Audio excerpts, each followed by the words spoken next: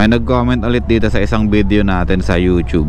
Nagsasawa na yata to kakanood ng mga video natin na about sa ADB 160.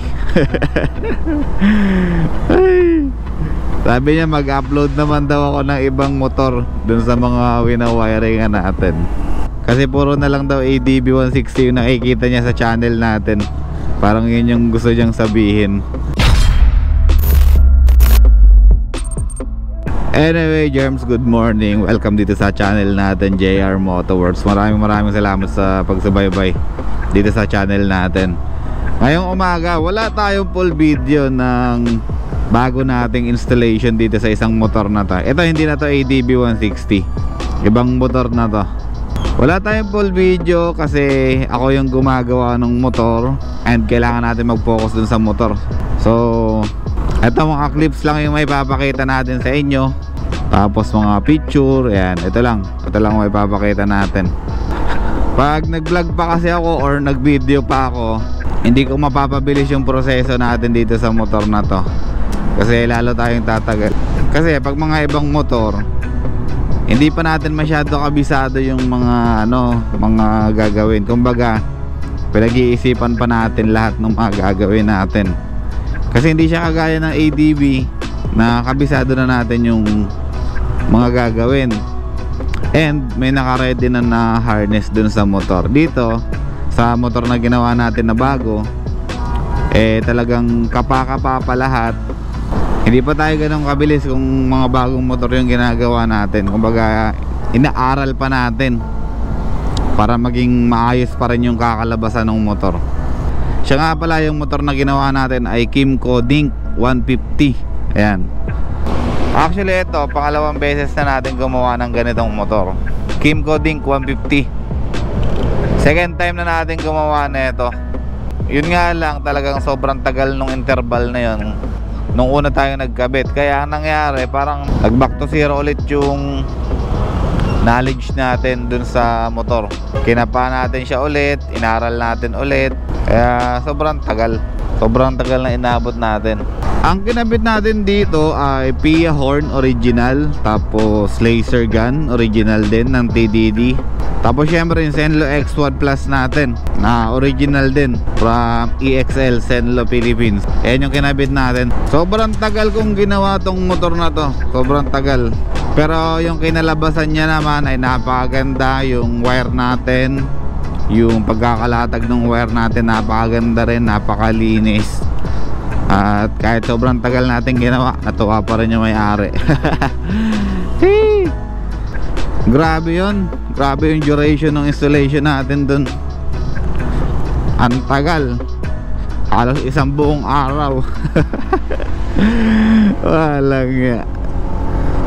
Pagod ako dun Ganon kasi yun. Kaya yung nagtatanong dyan kung bakit wala ako masyadong upload na ibang motor, kasi unang-una, pag hindi pa natin kabisado yung motor, talagang nagpo-focus tayo dun sa motor para makuha pa rin natin yung gusto nating quality ng wiring.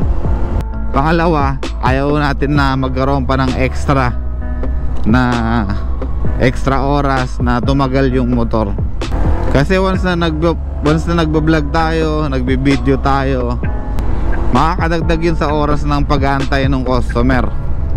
Tapos ako na nagbablog, hindi rin ako makakapag-focus sa pagbablog ko kasi mamadaliin ko yung vlog ko, mamadaliin ko yung explanation ko dun sa motor. Basta puro pagmamadali yung mangyayari. Kaya sabi ko, siguro kung may chance sa ibang may chance sa ibang motor, pag may bumalik ulit na ganong unit, alam na natin yung gagawin natin, alam na natin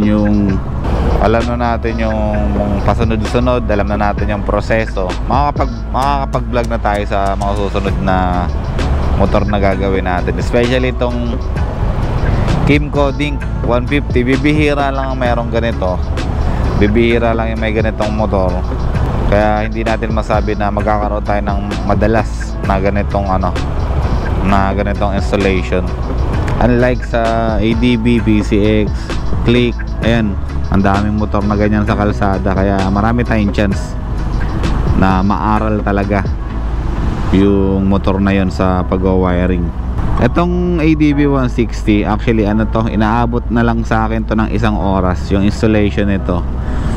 Kapag naka-ready na lahat, naka-ready na yung harness, naka-ready na yung switch, naka-ready na yung motor, wala masyadong pag-i-stack lang yung motor, yung wala masyadong accessory. Ayan, 1 oras lang yan, kayang-kaya natin bakbakan yan.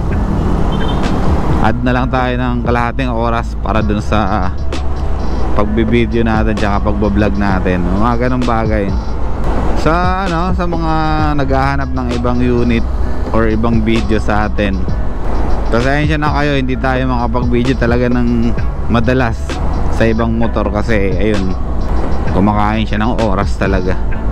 So kapag tengge na yung motor sa shop, pag medyo matagal na yung motor, parang gusto nilang natin tapusin nilang ng mas mabilis yung mga oras na pwede nating i-omit, ino-omit na natin, especially yan, like for example yung pagbablog, oras yan, ino-omit na natin. Ibig sabihin, pag in-omit natin yun, wala na tayong document, wala na tayong video, wala na tayong vlog. Kaya wala talaga tayong makikita sa channel natin. Pag mga bagong motor kasi, ayan, like for example Kymco Dink 150, ano, ako ang tumitira niyan. Ako ang tumitira niyan kasi kumbaga ako yung may parang mas mahabang experience sa pag-wiring, so nai-apply ko yung ibang mga knowledge dun sa bagong motor. Makakapag-adjust na ako ng mabilis.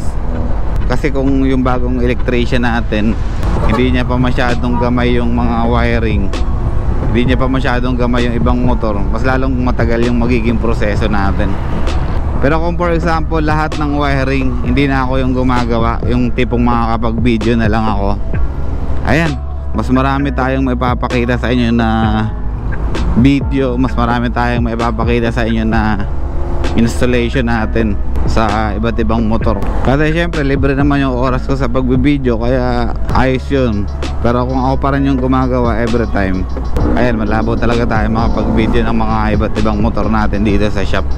Sana next time makapagpakita tayo ng full video natin dito sa Kymco Dink 150, kung paano natin wiring, kung paano natin in-install yung busina, kung paano natin nilagay yung MDL, yung ilaw. Ayan, sana may pakita natin sa mga susunod na mga buwan, kung sakasakaling may babalik sa atin.